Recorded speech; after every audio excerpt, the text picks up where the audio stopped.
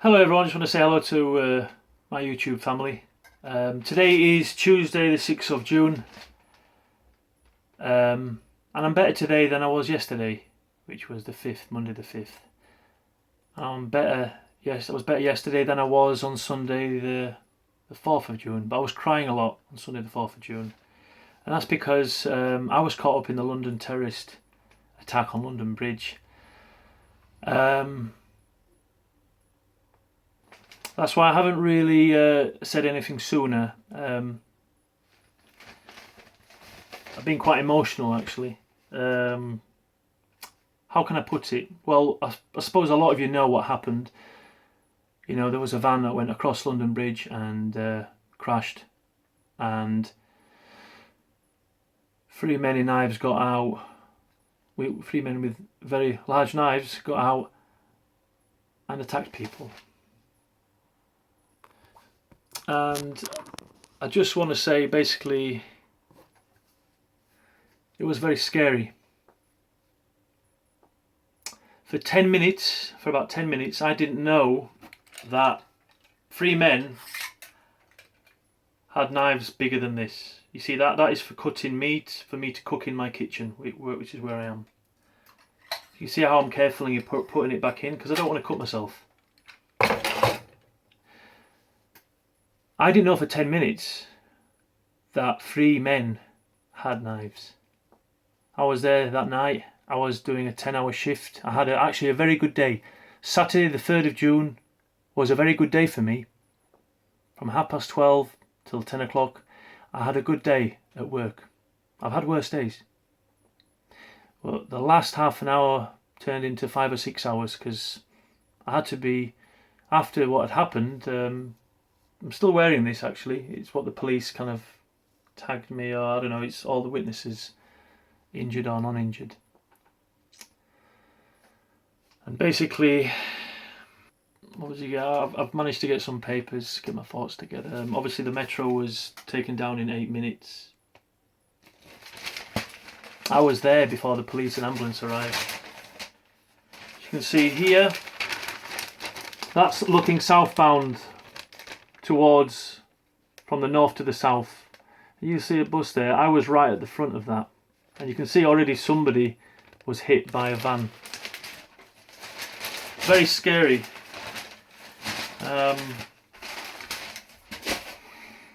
It started when I crossed the bridge. I remember it was just after 10. And I remember people on the bridge taking selfies. People are happy. People get a lot of happy memories on that bridge. I've driven across that bridge thousands of times over the last 5 years, and I've really enjoyed driving across London Bridge. I really do. And I still do. I will still enjoy it, but obviously I'll never forget what happened that night. Obviously, I picked up passengers, dropped off passengers on either side of the bridge as I got to the southbound side of the bridge heading towards Elephant and Castle. I don't know who I dropped off from my bus actually. I don't know if it was anyone that I dropped off was involved in what happened.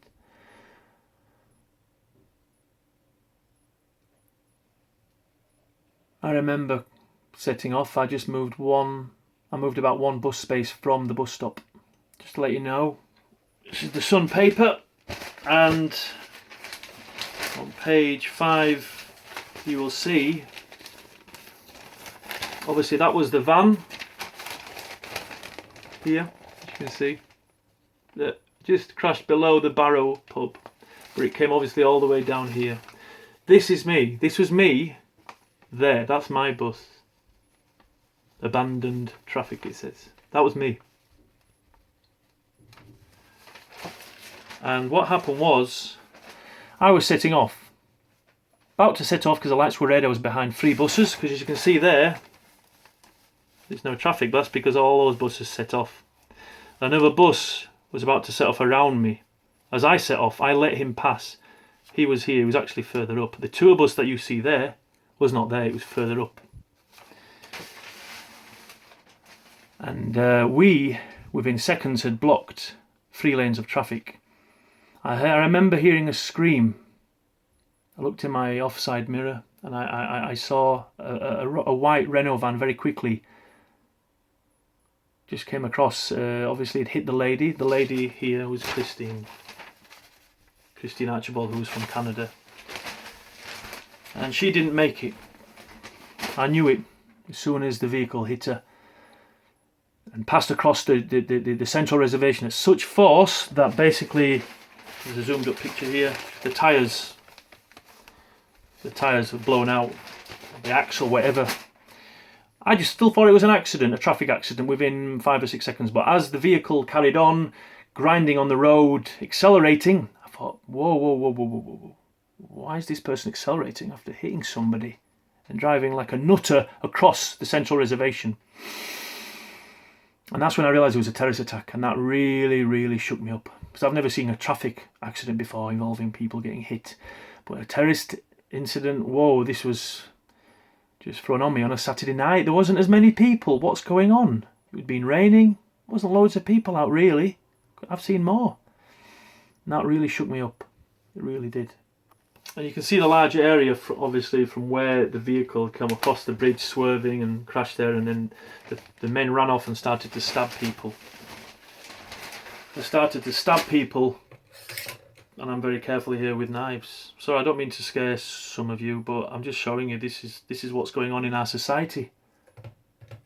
I use knives and forks to eat and knives to cut meat, but we've got a big problem on our hands right now. Is it going to go away? I didn't know at the time who this man was. He was attending to the lady on the ground. And what happened was, I was trying to call the police, couldn't get through to the police with my code red on the bus. I got out of the cab, tried to call on my phone, couldn't get through. I was telling my passengers there's a terrorist attack, please stay on the bus.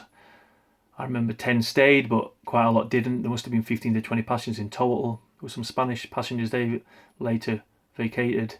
I don't know where they went, to be honest. Just a very big thing to deal with all at once. And that is the worst time I've ever driven my bus. Not driven, sorry. The worst experience I've ever had. Because I was stationary. Remember, I was stationary the whole time. I was stationary. I mean, I can remember this man who was crying later on. But I'll get to that.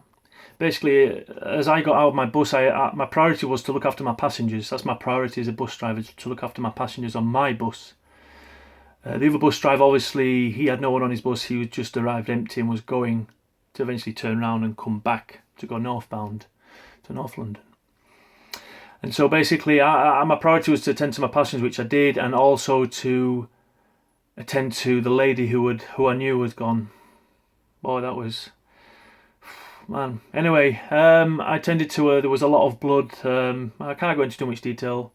It was not very nice to see, but there was quite a few people around her. I knew that I don't have any medical knowledge. I could see that the 3 or 4 people around her were trying to revive her. There was no ambulances or police there on the scene. On the way to that lady, Christine, who, there was another man on the path on the near side, 3 lanes away. And he'd been hit by the van too, and he was in a bad state. I don't know if he's critical or if he passed away. I don't know. Still don't know. 3 days later, I know his partner, the lady, was screaming. I tried to calm her down. I don't know what it is, but when something like this happens, I don't know. I stepped up to the mark because I know I've got to help. I've got to help. That's my duty, to just try and help whatever. It's at times like this that we have to do what we can. I'm not a bus driver anymore. I can maybe help someone, help the people around until the emergency services arrive. And so I didn't know he'd lost his fiancée until maybe half an hour, 40 minutes later. He didn't even know who anybody was. I didn't know who was connected to who. I don't know who anyone was. It was chaos. The van hit the central reservation with such force. It shook me up. The tyres blew out. It started going down the road, grinding. I shouted at people across the road, called the ambulance, the police. They looked at me. What's going on? No one answered. Code red didn't answer. I tried to call the police on my phone. No one answered. Nothing seemed to be working. All I could think of was look after my passengers, make sure they're safe, stay on the bus. It's not safe to be on the road because of what's going on. People driving. This nutter in the van is driving on the path and the road and everywhere. That means there's nowhere safe. The only place is safe is inside my bus. Inside my bus is the only place. I've just got so much to say. This is already 10 minutes long. I'm going to have to do another video after this. I'm going to have to stop now and do another video because I can't post videos that are they won't load if they're too big. Thanks for listening, everyone. 15 years of bus driving and the worst night of my life.